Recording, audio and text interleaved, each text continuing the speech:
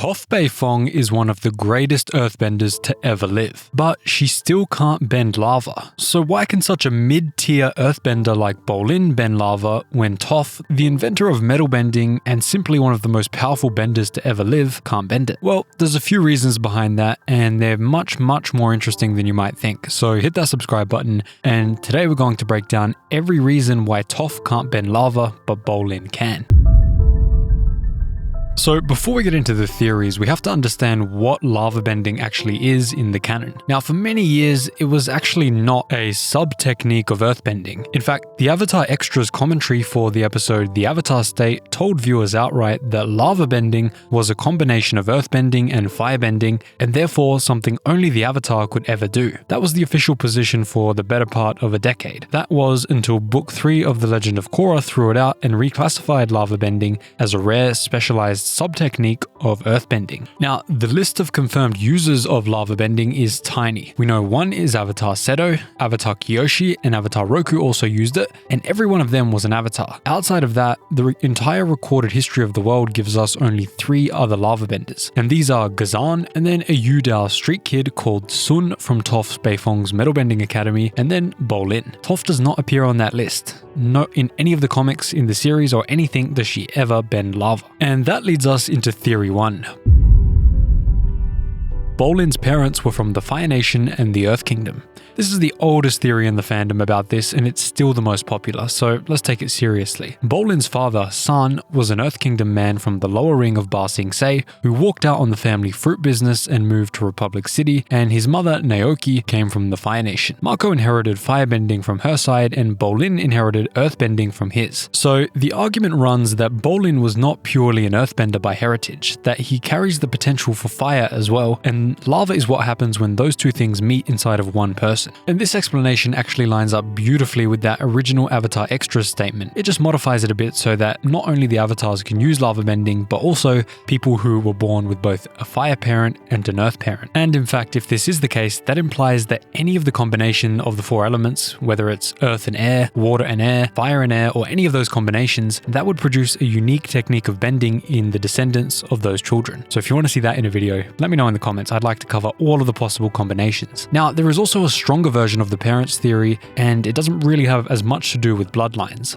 Now, Bolin didn't simply have a Fire Nation mother. He was raised beside a firebending brother in a city full of firebenders, and in a household where heat was an ordinary, everyday thing that the people around him made and controlled. So this version of the theory states that because of this, Bolin was able to grasp and really fundamentally understand from a deep level temperature control and manipulation of energy from the firebending side of his family, both watching his brother do it and his mother. So combining his earthbending with his knowledge of temperature control and of energy control, that is what gave him the ability to eventually unlock lava bending later down the line when he was able to free up his mind and combine both of the techniques. And then we have Theory 2.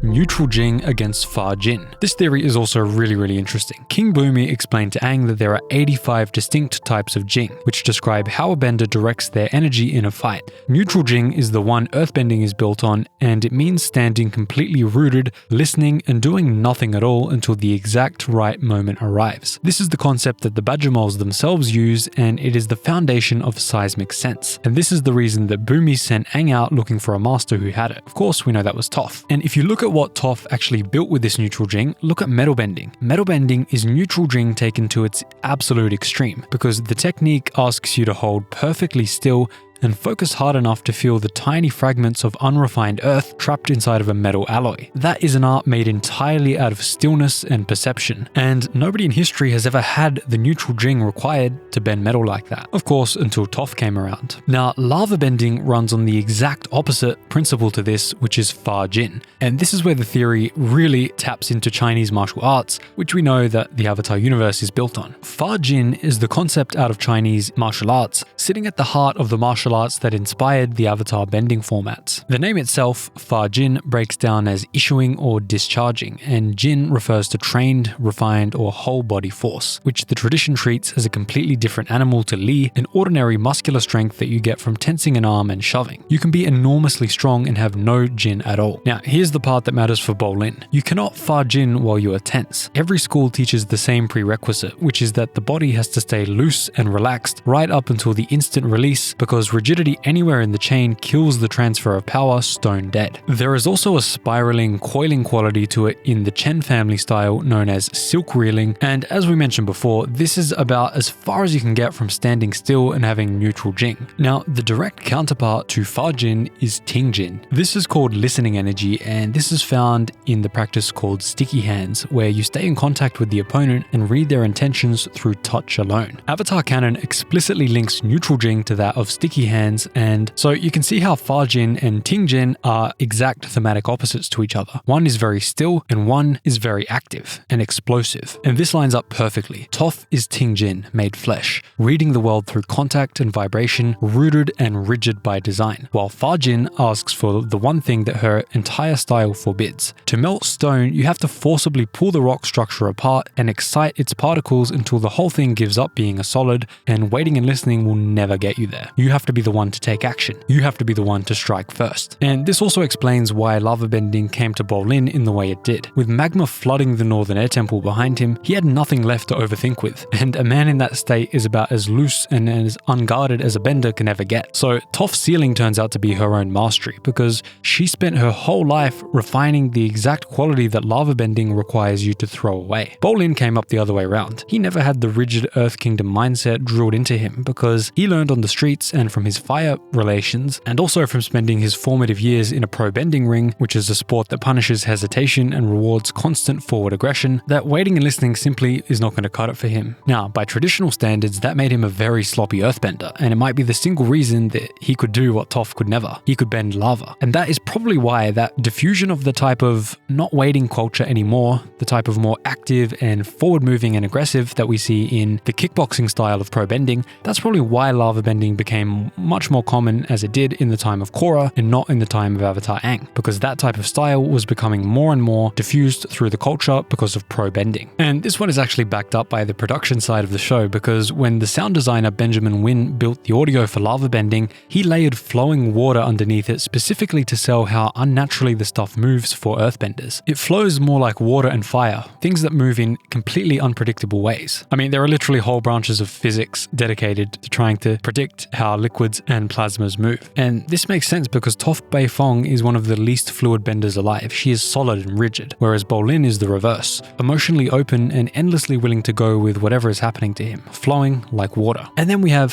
Theory 4.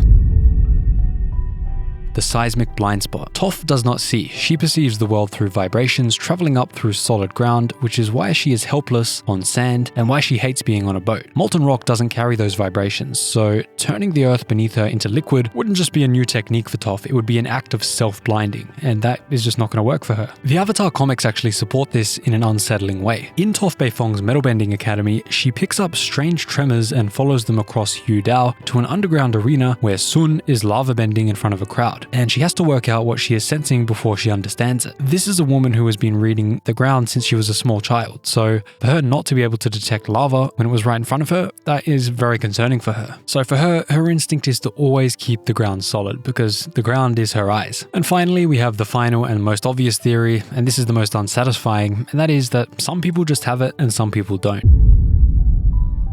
Iroh is very clear that only a select few firebenders can separate the energies required to produce lightning, and that no amount of study could ever change that. If lava bending belongs in that same type of category, then Toph's failure to reach it says nothing about her skill or her dedication, and everything about a lottery that she just happened to lose. So those are the 5 theories on why Toph can't lava bend but Bolin can. If you enjoyed this Avatar lore video and want to see plenty more like this, hit that subscribe button and I'll see you in the next one. If you made it this far, drop a thank Mrs. Toph in the comments down below.